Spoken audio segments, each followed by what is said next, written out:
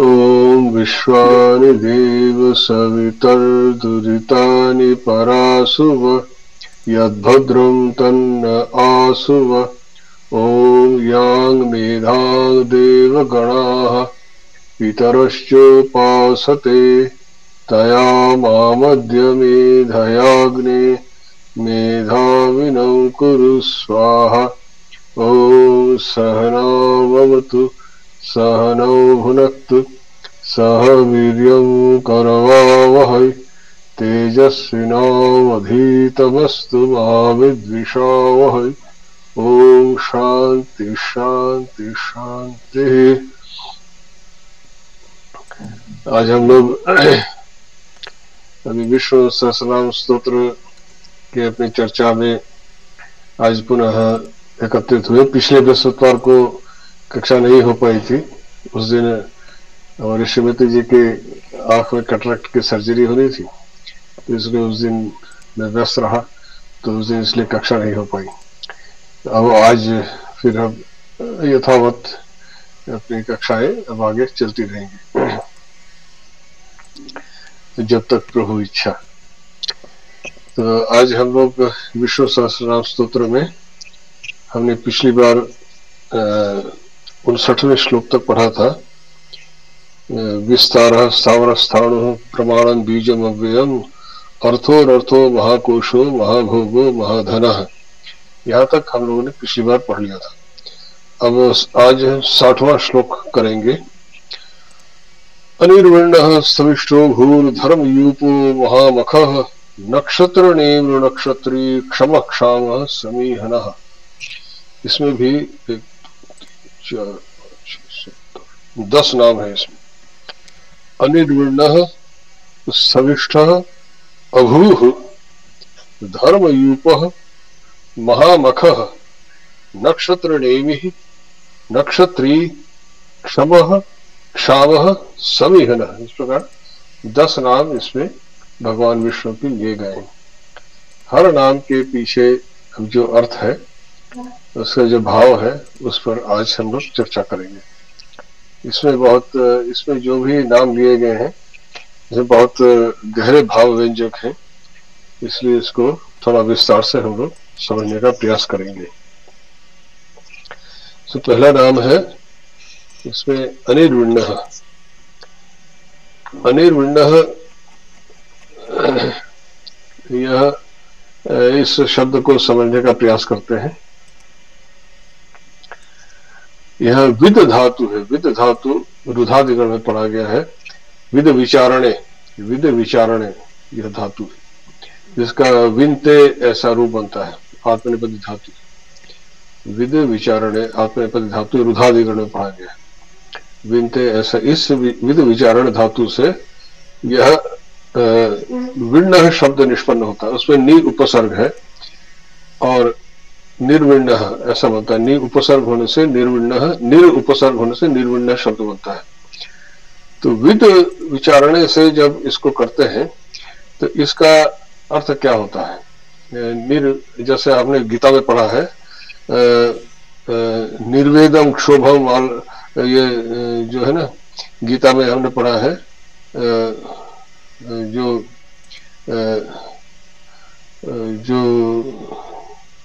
गीता में है, तदा गंतासि निर्वेदम श्रोतव्यस्य श्रुतस्य। गीता के दूसरे अध्याय के 52वां श्लोक है। तदा गंतासि निर्वेदम श्रोतव्यस्य श्रुतस्य। यह निर्वेद शब्द से ही निर्विण्ण शब्द, निर्वेद शब्द का जो अर्थ है, निर्विण्ण का अर्थ है कि यह निर्वेद जिसमें है वो निर्विण्ण। निर्वेद का मतलब होता है वैराग्य या जो और या आलस्य जिसके कहते हैं। तो अनिर्विण्ण न निर्विण्ण, जिसमें किसी प्रकार का आलस्य नहीं। अर्थात इसमें क्या है कि जिसे कहते हैं ना निर्वेद, निर्वेद का अर्थ होता है एक तरह से उकताहट। कोई एक ही कार्य करते करते हम लोग में उकताहट से आ जाती है ना, कि जब लगता है कि अरे एक ही कार्य बार बार कर रहे हैं। तो ये सृष्टि कार्य तो निरंतर चल रहा है, एक बार बार बार हो रहा है, एक सृष्टि हो रहा है, फिर उसकी समाप्ति हो रही, पुनः सृष्टि हो रही, बार बार निरंतर अनंत काल से चलता चला रहा है। तो उनको क्या उकताहट नहीं होती होगी? क्या यही एक ही कार्य बार बार हो रहा है?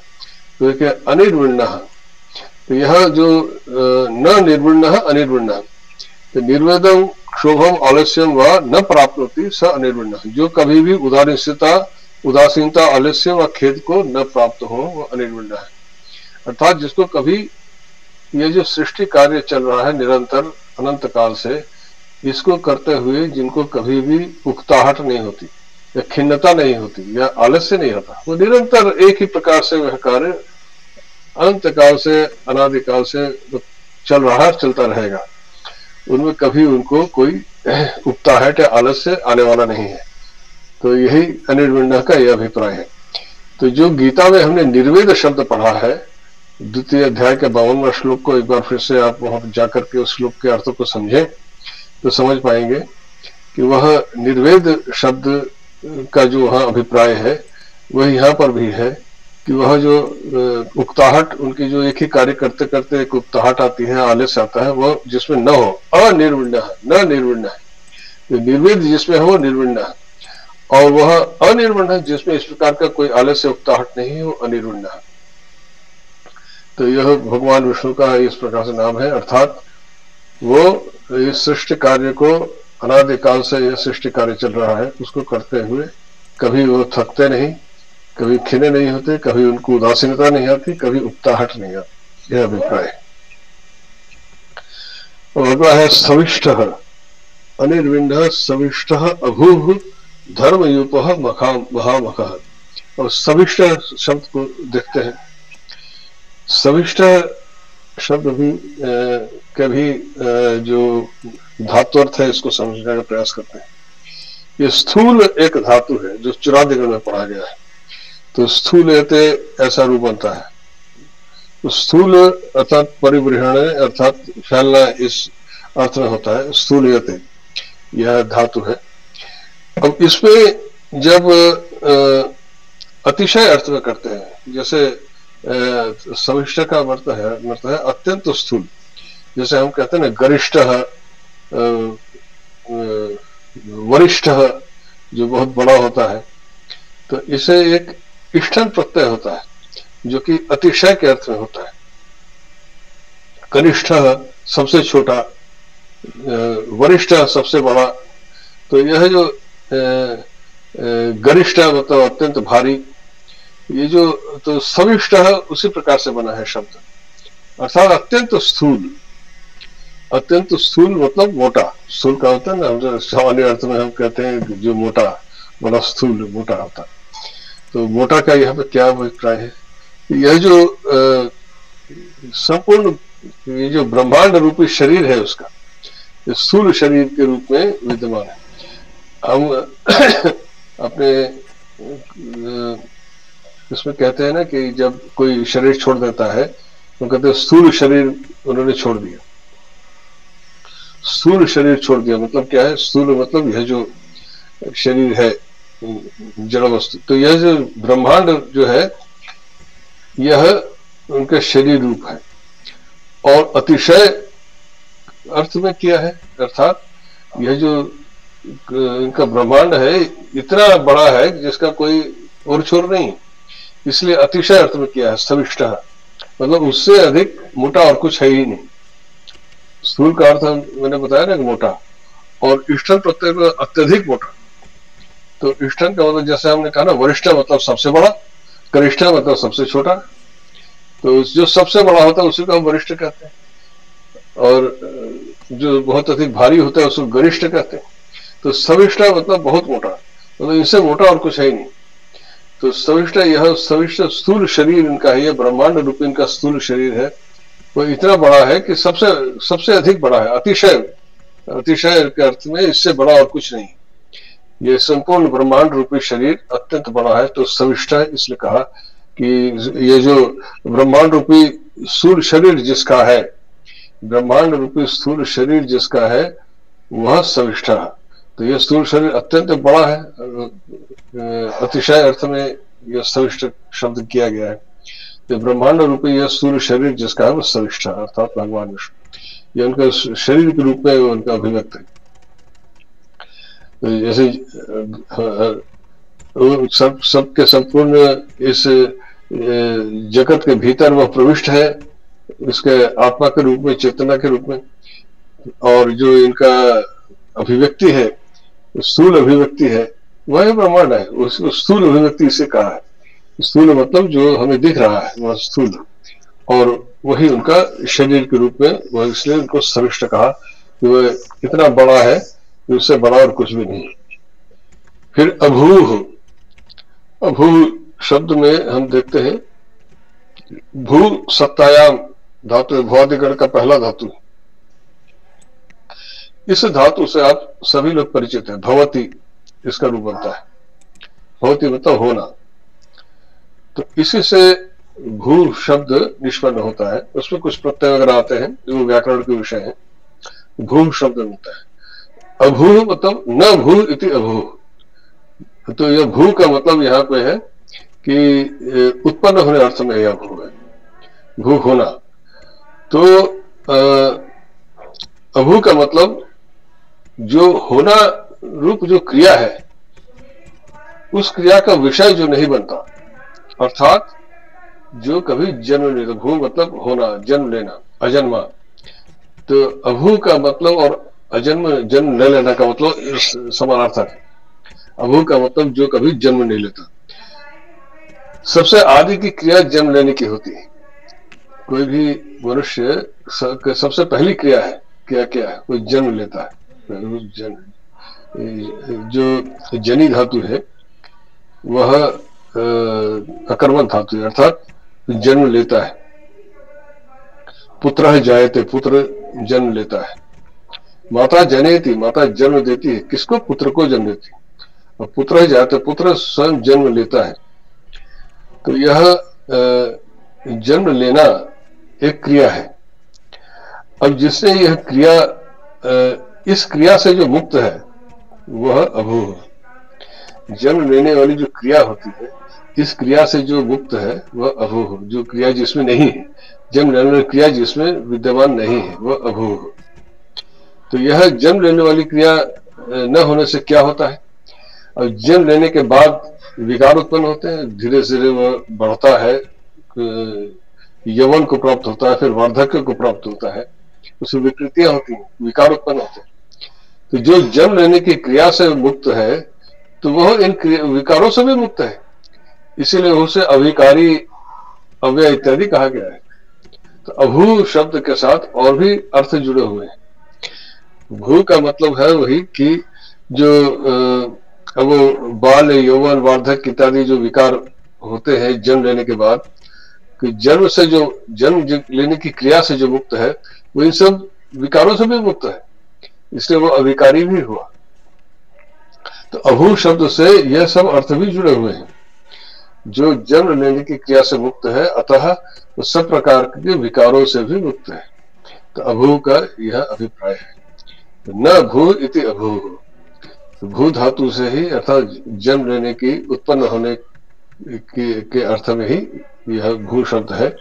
और जो कभी उत्पन्न नहीं होता, उत्पन्न होने वाली क्रिया जिसमें नहीं है, इसका अभिप्राय यह है कि जन्म लेने वाली क्रिया जिसमें विद्यमान नहीं है, वो कभी जन्म नहीं लेता। यह फिर आइए धर्म यूपः, यह बहुत महत्वपूर्ण शब्द है। धर्म यूपः, इस शब्द का अर्थ जो विस्तार से समझेंगे हम लोग। पहले तो धर्म शब्द को समझे।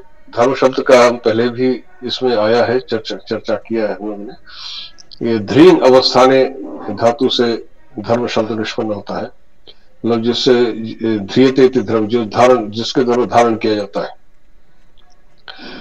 तो धर्म शब्द का जो अर्थ है, उसके कई अर्थ हैं, जैसे धृति, क्षमा, दमो, स्नेह, शौचम, इंद्रिय निग्रह, धीर, विद्या, सत्य में क्रोधो, दर्शकम, धर्म लक्षण। ये 10 प्रकार के ये लक्षण है धर्म के। उसके अतिरिक्त भी दूसरे आचार्यों ने भी और भी अर्थ किए हैं, जैसे न्याय, सत्य आचरण, कर्तव्य, परोपकार, प्रकृति, अधिकार, यज्ञ, सत्संग, भक्ति। ये भी 10 प्रकार के अर्थ धर्म का अर्थ है वस्तुतः आचरण, मतलब जिन कार्यों के द्वारा आप मोक्ष की ओर बढ़ते हैं, मोक्ष प्राप्ति की ओर बढ़ते हैं, वो ही धर्म है। एक पंक्ति में अगर धर्म शब्द का अर्थ समझना चाहे, ये जो जितनी बातें बताई गई हैं ये सब वो कार्य हैं जिनके द्वारा जो शास्त्रों ने करने के लिए कहा है, और इन कार्यों के द्वारा धर्म वो कार्य है जिनके द्वारा मनुष्य मोक्ष प्राप्ति की ओर बढ़ता है। और जिन कार्यों के द्वारा मोक्ष से दूर जाता है वही अधर्म होते हैं। जिन कार्यों को करने से मोक्ष से वो दूर चला जाता है वही अधर्म कहलाते हैं। बस मोक्ष ही मुख्य पदार्थ है। यदि मोक्ष न हो तो धर्म शब्द का कोई अभिप्राय नहीं रह जाता। अब ये यूपह शब्द में आता है। यूपह शब्द, यूपह क्या है? ये यू मिश्रण है, यू में छोटी की मात्रा, यू मिश्रण एक धातु है। ये अदादिगण में पढ़ा गया, योति ऐसा रूप बनता है। पर इसमें कुछ ऐसे, वैसे तो मिश्रण अर्थ है इसका, परंतु इसमें कुछ ऐसा प्रत्यय आते हैं, कुछ विशेष प्रत्यय हैं जिनसे उन प्रत्ययों के माध्यम से उस धातु को कुछ विशेष अर्थ प्राप्त हो जाता है। तो ऐसा ही एक प्रत्यय है, प प्रत्यय है, जैसे यूपह शब्द सिद्ध होता है, परंतु उसका अर्थ हो जाता है स्तंभ, खंभा। पर यह यूपह कोई साधारण खंभा नहीं, ये कहीं भी गड़ा हुआ कोई खंभा है वो नहीं। यूपह उस खंभे को कहते हैं जो वैदिक यज्ञों के समय गाड़ा जाता था। प्राचीन काल में एक परंपरा थी कि जो ये साम यज्ञ इत्यादि जो जिसमें सोम की आहुति दी जाती है, ऐसे जो यज्ञ होते थे वहां पर यह खंभा गाड़ा जाता था। उस खंभे को यूप कहते थे जो यज्ञ के समय गाड़ा जाता था, और इस खंभे के साथ किसी न किसी पशु को बांधा जाता था। और यह खंभा भी सामान्य नहीं होता था। तो ये जो यूप है इसी को वो यज्ञ में गाड़े जाने वाले खंभे को ही यूप कहते हैं। किसी सामान्य खंभे को यूप नहीं कहते। यज्ञ के समय ये धर्म के प्रतीक के रूप में वह खंभा गाड़ा जाता था और उससे पशु को बांधा जाता था। और यह खंभा जिस लकड़ी से बनता था वो भी विशेष होता था। सामान्य किसी आम जामुन पेड़ के लकड़ी से नहीं बनता था ये खंभा, ये खदिर की लकड़ी से बनता था। खदिर मतलब कत्था, जो आप पान के साथ चूना कत्था खाते हैं ना, जो कत्था जिस वृक्ष की छाल से बनता है उस वृक्ष की लकड़ी से यह खंभा बनाया जाता था। खदिर वृक्ष की लकड़ी से यह खंभा बनता था और इसको यज्ञ के समय गाड़ा जाता था और इसके साथ पशु को बांधा जाता था। यह खंभा धर्म का प्रतीक होता था। तो उसको पशु बांधने का क्या अभिप्राय है? पशु क्यों बांधा जाता था? पशु के विषय में देखिए, ये सब आप लोगों ने पढ़ा भी होगा कहीं कहीं पर। जो यूप जो है, यूप के विषय में आपको यही मिलेगा कहीं कि यज्ञ में गाड़ा जाने वाला खंभा जिससे पशु बांधा जाता था। अब पशु क्यों बांधा जाता था? तो यज्ञ में है खंभा गाड़ा, उसमें पशु को क्यों बांधा? पशु जो है, हम जानते हैं पशु पूरी तरह इंद्रियों का दास होता है। मतलब उसको, उसकी इंद्रियां उसको जहां ले जाती है वैसे जाता है। वह अपनी इच्छा से कुछ नहीं कर सकता। उसकी इंद्रियां उससे जो करवाती है वो वही करता है। वो पूरी तरह इंद्रियों के वश में होता है। अब ये जो खंभा, जो यूप जो है, ये धर्म का प्रतीक है। अर्थात मनुष्य में भी वे सारी प्रवृत्तियां हैं जो पशुओं में होती हैं। आहार, निद्रा, भय, मैथुन इत्यादि जो भी इंद्रियों के द्वारा जो भी होता है, सब कुछ मनुष्य में भी वे सारी इंद्रियां हैं जो पशुओं में होती हैं। और इंद्रियों के कार्य भी वही है जो पशुओं में होते हैं। पर अंतर क्या है? मनुष्य ने उन इंद्रियों को धर्म के साथ बांध रखा है। अर्थात जो पाशुक जो इंद्रियां जो पशुओं को व्यवहार करती हैं उसमें धर्म से वो बंधे हुए हैं। मनुष्य के लिए धर्म से यह एक प्रतीकात्मक था। तो ये प्रतीकात्मक स्वरूप है कि जब यज्ञ करते थे तो इसका अर्थ है कि अपने सभी इंद्रियों को, जो इंद्रियां जो पशु की तरह खुले छोड़ो नहीं, उसको धर्म के साथ बांध कर रखो। पशु वह इंद्रियों का ही एक तरह से, जैसे खंबा धर्म का प्रतीक है तो पशु इंद्रियों का प्रतीक है, तो उसको धर्म के साथ बांध के रखो, यह अभिप्राय होता था। और तब यज्ञ करने से उस यज्ञ का फल प्राप्त हो सकता है।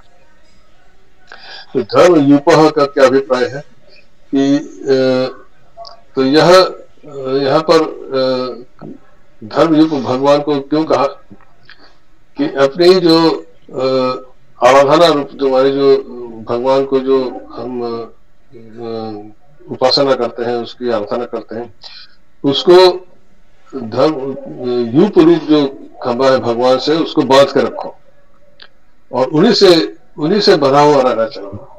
तुम्हारी सारी इच्छाएं उन्हीं से बंधी रहनी चाहिए। धर्म यूप है इसीलिए कहा कि वो ऐसे खंबे हैं, तुम्हारी सारी इच्छाएं उन्हीं से बांध कर रखो, इसलिए उनको धर्म यूप कहा। और इसी के बाद अगला शब्द है महामख। दोनों शब्द एक दूसरे से संबंधित थे।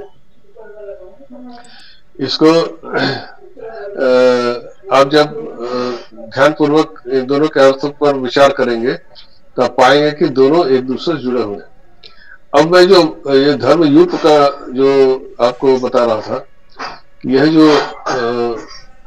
आगे चल करके यह जो यूप जो होता है खंभा, जिस लकड़ी से यह खंभा बनता है उसको यूप दारू कहते हैं। मतलब जो जिस लकड़ी से खंभा बनता है, आगे चल करके वो जो जिस पशु को इससे बांधा जाता था उसकी बलि दी जाती थी और उसका मांस प्रसाद के रूप में ग्रहण किया जाता था।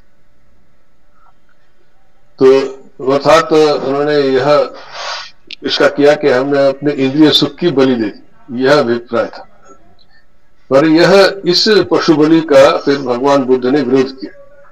उन्होंने कहा कि पशु बलि तो ठीक नहीं, यज्ञ तुम कर रहे हो उसमें पशु, एक निरीह पशु को क्यों बलि दे रहे हो, ये तो हिंसा है। तो ब्राह्मणों ने कहा वैदिक हिंसा न भवती, तो परंतु बुद्ध ने इसको नहीं स्वीकारा, इसलिए वो वेद विरोधी हो गए और उन्होंने अपना मत प्रतिष्ठित किया, बौद्ध मत, जो वेद से अलग हटा। उन्होंने कहा यदि वेद में ऐसा कहा है तो मैं वेद को नहीं मानता।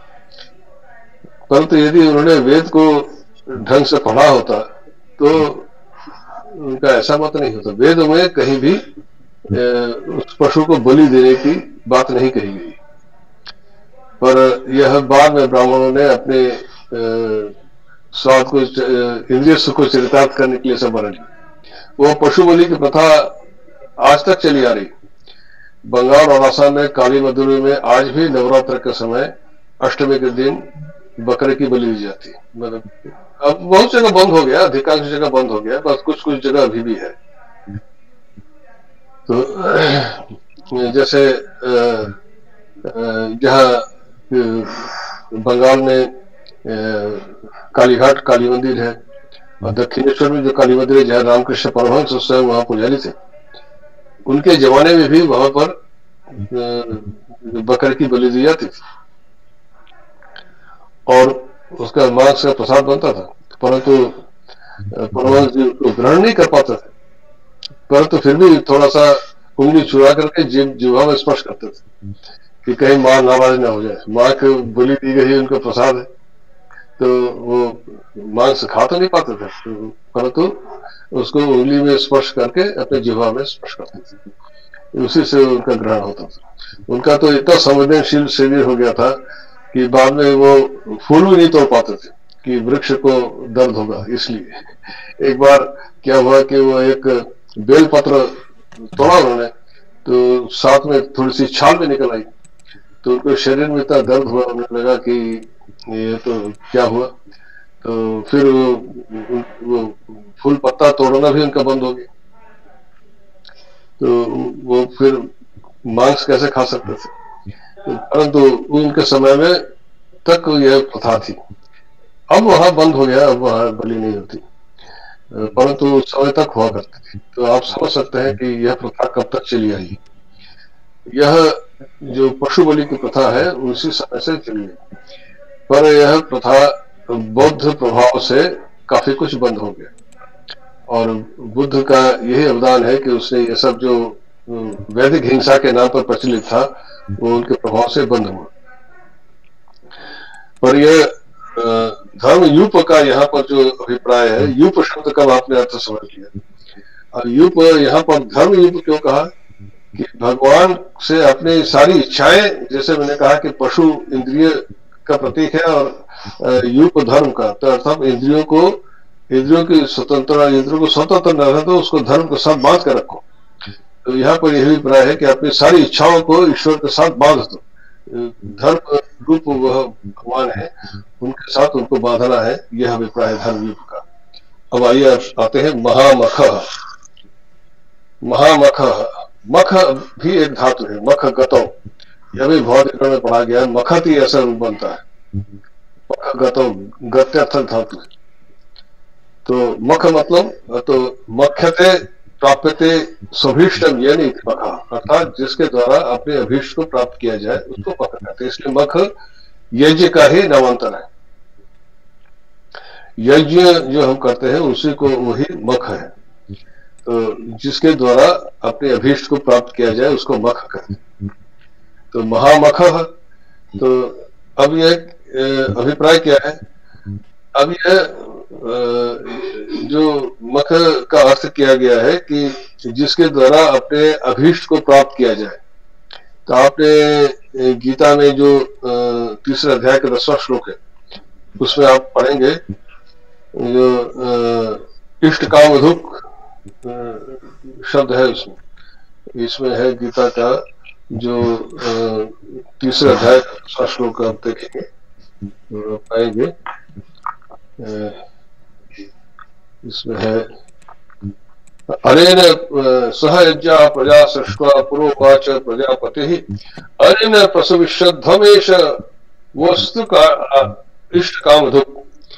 प्रजापति ने प्रजा के साथ साथ यज्ञ की सृष्टि की और ये यज्ञ क्या है? इष्ट कामधुक, कि तुम इसके द्वारा प्रसविष्यध्वम मतलब अपने प्रसव वृद्धि करो, अपनी वृद्धि करो, उत्पत्ति वृद्धि करो और अपने इष्ट अर्थात अभिप्रेत वस्तु को, अपनी कामनाओं को, अर्थात जो फल विशेष जो तुम चाहते हो, जो भी फल चाहते हो उसको यह यज्ञ तुमको दूह करके देगा। यह इष्ट कामधुक मतलब तुम्हारी कामनाओं को जो फल तुम चाहते हो उसको वह दूह करके देने वाला होता है यज्ञ।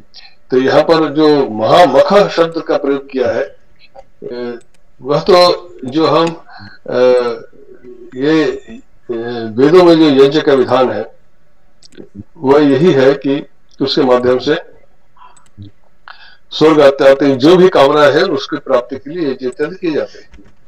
पर यहाँ यज्ञ शब्द का प्रयोग नहीं किया, मख शब्द का प्रयोग किया। और महामख मतलब वो ऐसे यज्ञ है और सर्वश्रेष्ठ फल क्या है? मोक्ष। मोक्ष वस्तुतः किसी कर्म का फल नहीं है, वह उपलब्धि है जो आत्मा की जो नित्य मुक्त स्थिति है, नित्य शुद्ध मुक्त जो उसकी स्थिति है, वह कभी बना हुआ नहीं है। पर यह जो भ्रम है यह दूर हो जाना, वही मोक्ष है। तो वह महामख वो ऐसे यज्ञ है जिसके द्वारा यह मोक्ष की, यह मुक्ति की, परम मुक्ति की अभिव्यक्ति से महान मख मतलब वह यज्ञ, उससे बढ़कर यज्ञ कुछ नहीं। तो वही वह यज्ञ है जो यज्ञ मोक्ष रूप फल प्रदान करने वाला है, इसलिए वह महामख कहलाए। वह ऐसे यज्ञ हैं जो मोक्ष रूप फल प्रदान करते हैं, इसलिए वो महान यज्ञ है। यज्ञ के द्वारा अपनी कामनाओं की प्राप्ति होती है, जो इस गीता में कहा गया। तो इसमें कहने का अभिप्राय क्या है कि सामान्य लौकिक कामनाओं करेंगे तो बधे रहे, इस जगत संसार से बधे रहेगा, आना जाना लगा रहेगा। पर महामख अगर अपनी कामनाओं को उनके साथ जोड़ दिया तो वह यज्ञ वह एक प्रकार से यज्ञ होगा जब अपनी कामनाओं की आहुति उसमें दे दी, और उसमें वही महामख ऐसे यज्ञ है जिसमें आपके सारे कामनाओं की आहुति हो जाती है और मोक्ष प्राप्त होता है, वही महामख रूप वह यज्ञ है। तो मख शब्द का अर्थ है यज्ञ और महान यज्ञ। वो ऐसे यज्ञ हैं जिसमें अपने कामनाओं की आहुति दी जाती है। और वह हाँ महेश जी अपने माइक म्यूट कर लीजिए आपके उसमें कुछ डिस्टर्बेंस आ रहा। तो महामख शब्द का अभिप्राय यही है कि ऐसा यज्ञ जिसमें अपने कामनाओं की आहुति दी जाती है और मोक्ष रूप फल की प्राप्ति होती है, वो मोक्ष देने वाला होता है। तो यह महामख, तो उसको महामखा कहा। फिर कहा नक्षत्र नेमि ही, अगला शब्द है नक्षत्र नेमि ही। नक्षत्र शब्द को समझे पहले, फिर उसके बाद नेमि से दो शब्द है, सो नक्षत्र नेमि मिलकर के नक्षत्र नेमि बना। एक रक्ष धातु है गत, वो भी गति गत्यर्थक है। रक्ष ण जो टवर्ग वाला ण है वो, इसको नकारादेश होकर के नक्ष होता है, फिर कुछ प्रत्यय लग करके नक्षत्र। तो नक्षत्र शब्द का मतलब आप इस गति से आप समझ रहे हैं, नक्षत्र सर्वत्र गतिमान होते हैं। तो नक्षत्र वही है जो नक्षति गच्छति इति नक्षत्रम, नक्षति अर्थात गच्छति, गत्यर्थक धातु गति अर्थात नक्षति गच्छति, अर्थात जो निरंतर चलायमान है वो नक्षत्र है। कोई भी आकाश में जितने ग्रह नक्षत्र है कोई भी अपनी जगह पर स्थिर नहीं, सब निरंतर चल रहे हैं। भले हमें वो आकाश में स्थिर दिखाई देते हैं, जब रात्रि में आकाश में आप जो नक्षत्र दिखते हैं वो सब स्थिर दिखाते हैं, पर वस्तुतः सब गतिमान है। और फिर कहते हैं नेमि, नेमि का क्या अर्थ है? नेमि कहते हैं रथ के चक्र का वह भाग जो भूमि के साथ जिसका जो स्पर्श करता है, भूमि को जो स्पर्श करता है, अर्थात उसका जो आउटर स्फीयर है, जो बाहरी जो परिधि है, उसको नेमि कहते हैं। रथ चक्र का वह भाग जो भूमि को स्पर्श करता है, तो उसको नेमि कहते हैं। तो यहां पर नक्षत्र नेमि का क्या अभिप्राय हुआ कि जो अच्छा दूसरा यह है कि जो पहिया होता है उसमें धुरी होती है, और जो धुरी किसे कहते हैं? जो रथ के दोनों पहियों को जोड़ता है, और जो रथ का जो केंद्र है उसे नाभि कहते हैं, जिसमें उसके जो तिलियां होती हैं, जैसे आरे कहते हैं, आरे कहते हैं, वो जाके जुड़ते हैं जिससे वो पहिया रुका रहता है। तो यह जो आपने उपनिषद में इसको ब्रह्मचक्र कहा गया है, ब्रह्मचक्र के रूप में सब घूम रहा है। उसको उपनिषद में ब्रह्मचक्र एक आया है, अब उसे उपनिषद का वह मंत्र इस समय नहीं याद आ रहा है, ये ऐतरेय उपनिषद में है, ये ऐसा होता श्वेताश्वतर उपनिषद में ब्रह्मचक्र, श्वेताश्वतर उपनिषद।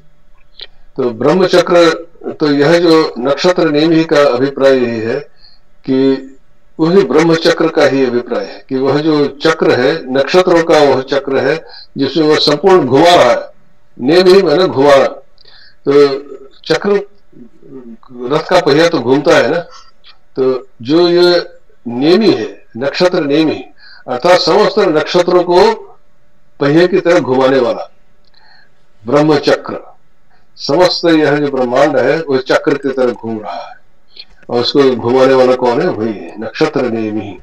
नेमि बता, और नेमि शब्द भी नी धातु से बना है, नी नयति ले जाना, तो नेमि का अर्थ होता है ले जाने वाला किसी ने लिखा है काल नेमि, तो नेमि शब्द का अर्थ होता है जो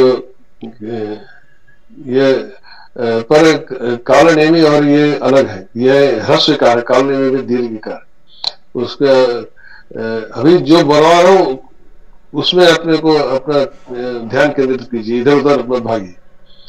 नक्षत्र नेमि का अभिप्राय है कि नक्षत्रों को ले जाने वाला, अर्थात उनको भ्रमित कराने वाला, घुमाने वाला। यह जो ब्रह्मचक्र के रूप में समस्त ब्रह्मांड घूम रहा है, तो नक्षत्र नेमि ही, जैसे रथ का पहिया घूमता है ऐसे समस्त ब्रह्मचक्र घूम रहा है, समस्त सृष्टि घूम रही है। इसीलिए उनको कहा नक्षत्र नेमि ही, समस्त नक्षत्रों को ले जा रहे हैं, घुमा रहे हैं, भ्रामयति मतलब घुमाना, इस प्रकार से। फिर नक्षत्री, नक्षत्र शब्द हमने अभी सुना, नक्षत्र किसे कहते हैं अभी हम सुना, जो गच्छति।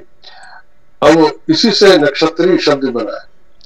इसमें इन्हीं प्रत्यय होता है, जैसे हम कहते हैं ना देह जिसका है, देहिन, देही शब्द आपने पढ़ा है गीता में कई बार। देहिन, देही, देही शब्द, देहिन शब्द का ही प्रथमा विभक्ति एक वचन का रूप है देही, अर्थात देह शरीर जिसका है।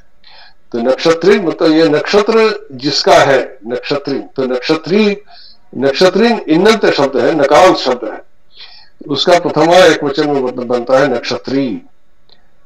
जैसे आपका बनता है विद्यार्थी, विद्या चाहने वाला, या आप कहते हैं, हम कहते हैं ना बलि, महाबली, बलि, बल जिसमें है बलि। तो उसी प्रकार से भगवान को कहते हैं महाबली, तो बल जिसमें है वो बलि। तो नक्षत्रों का वास जिसमें है वो नक्षत्री, ये नक्षत्रों का जास। तो नक्षत्री नक्षत्र मंडल का स्वामी। तो यहाँ कहा, यहाँ अभिप्राय है, जैसे यहाँ पर नक्षत्री का अभिप्राय है इस संपूर्ण नक्षत्र मंडल का स्वामी। तो नक्षत्र मंडल का स्वामी कहने से यहाँ पर एक और भी इसका अर्थ होता है। तो नक्षत्र मंडल का स्वामी का अभिप्राय यह है कि समस्त कुछ उसी में स्थित है, एक तो यह अर्थ। दूसरा एक अर्थ यह भी होता है, जैसे नक्षत्र जिसका है। अब गीता में गीता के 10वें अध्याय का 21वां श्लोक है, नक्षत्राणाम अहम शशि। नक्षत्रों में भगवान कह रहे हैं, नक्षत्रों में मैं चंद्रमा हूं। इससे नक्षत्री का एक अर्थ वही है, मतलब चंद्रमा को सर्वश्रेष्ठ माना गया, इसलिए नक्षत्री उसको कहा। तो नक्षत्री का एक अर्थ अभी होता है जो यहाँ पे गीता में भगवान ने कहा, नक्षत्राणाम अहम शशि। तो वही नक्षत्री का एक अर्थ चंद्रमा भी होता है। और दूसरा यह है कि नक्षत्रों का स्वामी, समस्त नक्षत्रों के जो स्वामी है, जिनको वह, जैसे नक्षत्र नेमी कहा, तो नक्षत्र नेमी। तो यह नक्षत्र नेमी और नक्षत्री ये दोनों एक दूसरे से जुड़े। जैसे इससे पहले आपने देखा धर्मयूपः महामखः, और धर्मयूपः महामखः ये दोनों नाम एक साथ लिए गए हैं। धर्मयूपः मैंने कहा कि यज्ञ के में लगाया जाने वाला वो खंभा, और फिर अगला ही है महामखः, मखः का शब्द है यज्ञ। तो धर्म रूप में जब आप अपनी इच्छाओं को उसके साथ बांधेंगे और फिर यज्ञ संपादित करेंगे, तो वह यज्ञ ही महान मोक्षदायी होता है। तो वही धर्म रूप महामखः इस तरह से कहा गया। और जो अपनी इच्छाओं को उसको बलि देना, अर्थात उनको दे देना, आहुति दे देना, तो वही यज्ञ मोक्ष प्रदान करता है। तो धर्म रूप खंभे के रूप में वो है जिनसे अपने इच्छाओं को बांधिए, और फिर वह यज्ञ भी ऐसा संपादित कीजिए जिनमें जो मोक्ष प्रदान करने वाला वही। तब वह यज्ञ, जब वह आप अपनी इच्छाओं को उनके साथ बांध देते हैं, तब वह यज्ञ मोक्ष प्रदान करने वाला होता है, महान हो जाता है, महामखः। तो इससे ये दोनों एक साथ लिए गए नाम और एक दूसरे से जुड़े हुए हैं। इनके अभिप्राय को हम गहराई से जब मनन करें तो पाएंगे। तो धर्मयूपः महामखः दोनों एक ही बात को कह रहे हैं कि धर्म रूप भी वही है, उनके साथ अपनी इच्छाओं को बांध दीजिए, और तब उस यज्ञ का समाधान जब आप करते हैं, तब वह यज्ञ मोक्ष प्रदान करने वाला होता है, तब वह महान यज्ञ होता है, अर्थात वही उस यज्ञ रूपी भगवान स्वयं है। फिर इससे नक्षत्र नेमी, समस्त नक्षत्रों को घुमाने वाले वो है, रथ चक्र जैसे घूमता है। और नक्षत्री मतलब नक्षत्रों का स्वामी वही है, मतलब उनके नक्षत्रों, वो सारे नक्षत्र उन्हीं के भीतर विद्यमान है। और जैसे देह के भीतर विद्यमान को देहीन कहते हैं, देही इन नक्षत्रों के भीतर जो विद्यमान है वो नक्षत्रों को वो चला रहे हैं, घुमा रहे हैं, और उनको उनके भीतर रह करके उनको स्वामी के रूप में भीतर विद्यमान है। यह नक्षत्री का अभिप्राय है। फिर आइए क्षमा। क्षमा शब्द का अर्थ भी देखते हैं, एक क्षमूष धातु है, मां के लिए दीर्घ उकार फिर मूर्धन्य है, क्षमूष। क्षमूष सहने, ये भी बहुदिगण में पढ़ा गया है, इसका अर्थ होता है सहन करना। तो क्षमते आपत्तिपद धातु क्षमते ऐसा रूप बनता है। तो इसमें क्या है, इससे क्षमा शब्द उत्पन्न होता है।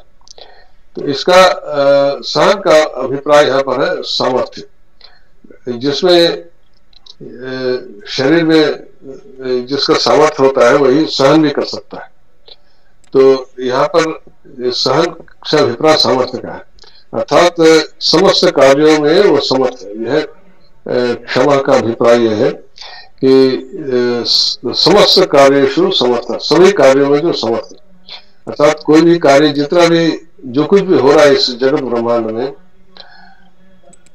हम यह अभिप्राय इसको इस प्रकार से समझिए। क्षमा का मतलब सभी कार्यों में समर्थ का अभिप्राय क्या है कि यह जो भी कार्य हो रहा है, जो भी हमको होता हुआ दिख रहा है, वो उन्हीं की इच्छा से हो रहा है, वही कर रहे हैं। हम समझते हम कर रहे हैं, पर कार्य सब उन्हीं का हो रहा है, वही कर रहे हैं। समस्त कार्यों में समर्थ का यह अभिप्राय है कि हम अपने आप को हम समझते हैं कि हम कर रहे हैं, पर हमारे शरीर के भीतर जो भी हो रहा है, संपादित हो रहा है, हमारा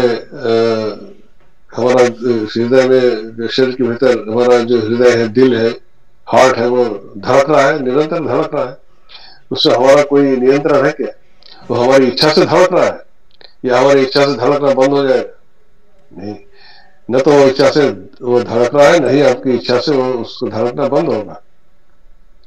कौन धड़का रहा है उसको? उसी तरह से जो हम सांस ले रहे हैं, तो सांस भी जो फेफड़े हैं वो अपने आप अपना कार्य कर रहे हैं। हम जो कुछ देख रहे हैं तो वह कर्म नहीं हो रहा है क्या? जो सुन रहे हैं वो कोई कर्म नहीं हो रहा है क्या? तो देखने और सुनने का कार्य कौन कर रहा है? जो भीतर जो बैठा हो वही तो देख रहा है, जो सुन रहा है। तो जब हमारे भीतर हम जो कुछ भोजन करते हैं, वो जाकर के पेट में जाकर के पच जाता है, फिर उसका सार पदार्थ समस्त शरीर में फैल जाता है, चला जाता है। कैसे चला जाता है? क्या उसमें हमारा कोई नियंत्रण है कि हमारी इच्छा से हो रहा है? तो इतने सारे कार्य हमारे शरीर के भीतर हो रहे हैं जिसमें हमारा कोई नियंत्रण नहीं है। तो हम ये कैसे मान लेते हैं कि जो कुछ मैं कर रहा हूँ वो मैं कर रहा हूँ? तो यह अहं बुद्धि ही सबसे बड़ा भ्रम है। तो क्षमा क्षमा क्षमा मतलब वो सभी कार्यों में करने में वह क्षमता उसी की है। जो भी हम कार्य करें क्षमता उसी की है। तो क्षमा का अभिप्राय यही है, हमारी जो कार्य करने की क्षमता है वो क्षमता उसी की है, वह सभी कार्यों में वह सक्षम है, समर्थ है। अभिप्राय यही है कि हम जो भी कार्य कर रहे हैं, हमारे कार्य करने की क्षमता जो भी है वह क्षमता उसी की है और वही कार्य कर रहा है, और हम भ्रमवश समझते हैं कि मैं कर रहा हूं, हम कर रहे हैं। यह अहं बुद्धि ही सबसे बड़ा भ्रम है। इससे यह भी अर्थ निकल के आता है। फिर क्षामः, क्षामः शब्द भी देखें, यह क्षय, क्ष में ऐ की मात्रा है, क्षय क्षय, तो यह भी द्वादिगण में है। क्षायति ऐसा उसका रूप होता है, जैसे गय से गायति गाना, से क्षय से क्षायति, मतलब क्षय होना, यह अर्थ। तो क्षय धातु से यह क्षामः शब्द बनता है। तो इसमें भी कुछ प्रत्यय वगैरह लगते हैं। तो इसमें इसका अभिप्राय क्या है? क्षीण होने का मतलब क्या है कि जब इसका अभिप्राय, इसका अर्थ किया है समस्त विकारों के क्षीण हो जाने पर वह आत्मभाव से स्थित रहते हैं। समस्त विकारों के क्षीण हो जाने पर क्या मतलब कि विकार जब हमारे जो क्षामः मतलब क्षय का मतलब क्षय होना, यहाँ पर क्षय के अभिप्राय हमारे जो जन्म लेता है और जो भी जन्म लेगा उसको वो पहले बढ़ेगा, फिर उसका क्षय भी होगा। कोई भी वस्तु यहाँ परमानेंट नहीं है, हमेशा के लिए नहीं। उसका क्षय होना निर्धारित है। तो उसका जो क्षय होता है, तो क्षय होने के बाद क्या रहता है? तो जो आत्मभाव से स्थित रहते हैं, जो भी क्षय हो जाने के बाद जो रह जाता है, उसे को क्षामः कहा है। ये जो क्षय होने के बाद, समस्त विकारों के क्षीण हो जाने के बाद, अर्थात समस्त विकार आगे सब क्षय हो जाने के बाद जो रह जाता रहता है, क्षय होने पर भी जो विद्यमान रहता है, हमारा शरीर का क्षय हो गया, शरीर नष्ट हो गया, पर तो क्या रह गया? तो जो रह गया है वो आत्मभाव, जो शरीर के क्षय हो जाने पर भी जो रह जाता है वह क्षामा है। तो जो यह क्षामा का यही अभिप्राय है। क्षय में जो प्रत्यय आता है, उस प्रत्यय के आधार पर जो क्षामा शब्द बना, मैंने आपको बताया कि कुछ प्रत्यय ऐसे होते हैं जिन प्रत्ययों से उसमें कुछ विशेष अर्थ आ जाते हैं। जैसे युपा शब्द का मैंने कहा, यु शब्द, तो यु धातु का अर्थ है मिश्रण, है मिश्रण करना। यु मिश्रण, योति ऐसा रूप बनता है। यु अदादिगण में पढ़ा गया है, यु धातु, यु मिश्रण है। परंतु उसमें जो प्रत्यय आता है, उस प्रत्यय के कारण उसका एक विशेष अर्थ हो जाता है, जिसका अर्थ होता है स्तंभ, अर्थात खंबा। पर वह खंबा भी कौन सा? कोई विशेष सामान्य खंबा नहीं, यज्ञ में प्रयुक्त होने वाला खंबा। यूप का अर्थ तो खंबा होता है, परंतु वह यज्ञ में जो खंबा गाड़ा जाता है उसी को यूप कहते हैं, कि सामान्य खंबे को यूप नहीं कहते। तो यह उस प्रत्यय का कार्य है, वह प्रत्यय उस धातु को विशेष अर्थ प्रदान करता है। यह भी क्षय धातु है, क्षायति, जिसका अर्थ होता है क्षीण होना। पर उसको जब उस विशेष प्रत्यय लगाते हैं तो क्षामा शब्द सिद्ध होता है। उसका अर्थ होता है कि क्षय हो जाने पर भी जो रह जाता है, जो सब कुछ शरीर इत्यादि जो भी जड़ पदार्थ है, जो जिसका क्षय क्षीण हो रहा है, जो क्षय विकार, विकार मतलब जो परिवर्तन हो रहा है, ये परिवर्तन जब बंद हो जाते हैं तब जो रहता है, ये परिवर्तनशील, जब ये सृष्टि परिवर्तनशील, सब कुछ परिवर्तन हो रहा है, तो परिवर्तन के पीछे वह कौन सी स्थिर चीज है जो स्थिर है परिवर्तन के बाद भी, जिसमें कोई परिवर्तन नहीं होता। परिवर्तन जब क्षीण हो गया, परिवर्तन होना जब बंद हो गया, तो क्या बचा? शरीर का जब नाश हो जाता है तो वह परिवर्तन बंद हो गया। शरीर में बाल्यावस्था, यौवन पर वार्धक्य आया, फिर शरीर नष्ट हो गया। नष्ट होने के बाद तो ये सब परिवर्तन बंद हो गए, विकार तो समाप्त हो गए, तो फिर क्या बचा? तो जो बचा वही क्षामा। तो इस विकारों के क्षीण होने पर जो रहता है वही क्षामा, आत्मभाव से स्थित रहता है। फिर आइए समीहन, इससे इस श्लोक का अंतिम शब्द है समीहन। यहाँ पे ईह चेष्टायाम, ईह धातु है, सम उपसर्ग है, ईह धातु है, ईह चेष्टायाम। यह भी भौतिक गण में पढ़ा गया है, आपने धातु ईहते ऐसा रूप बनता है, मतलब चेष्टा करना। तो सम उपसर्ग साथ ईह धातु से समीहन शब्द होता है। तो इसका अर्थ क्या हुआ कि सृष्टि के आदि में चेष्टा से यहाँ क्या क्या क्या अभिप्राय है कि सृष्टि के लिए जिसकी सम्यक चेष्टा है, अर्थात जगत की रचना और कर्मफल इत्यादि प्रदान करने के लिए जिनकी जो है अच्छे प्रकार जिनकी चेष्टा रहती है। ये चेष्टा का क्या मतलब? अब चेष्टा हम लोग करते हैं ना, हम कोई कार्य संपन्न करने के लिए उसका, जैसे हम चेष्टा से मतलब समझते प्रयास करना।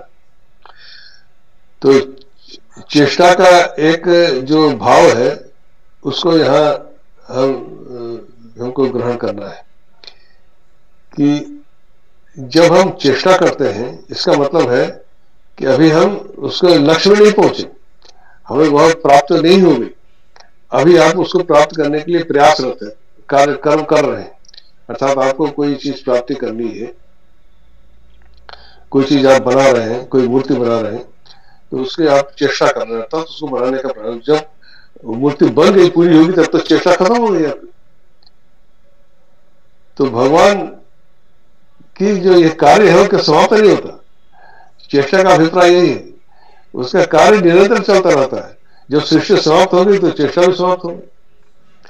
तो जब ये सृष्टि कार्य, जब तक ये सृष्टि है तब तक उनकी चेष्टा विद्यमान है, अर्थात सृष्टि हो रही है, ये सारे कार्य चल रहे हैं, ये ग्रह नक्षत्रों का निर्माण हो रहा है, उनकी गति हो रही है, और जीव इत्यादि उत्पन्न हो रहे हैं, जन्म मृत्यु इत्यादि चक्र चल रहा है, और यह सारे गतिशील पदार्थ है, ये सब सृष्टि चल रहा है। तो और जो कर्म है उसका फल प्रदान हो रहा है, जो भी आप कर्म कर रहे हैं उसका फल आपको प्राप्ति हो रही है।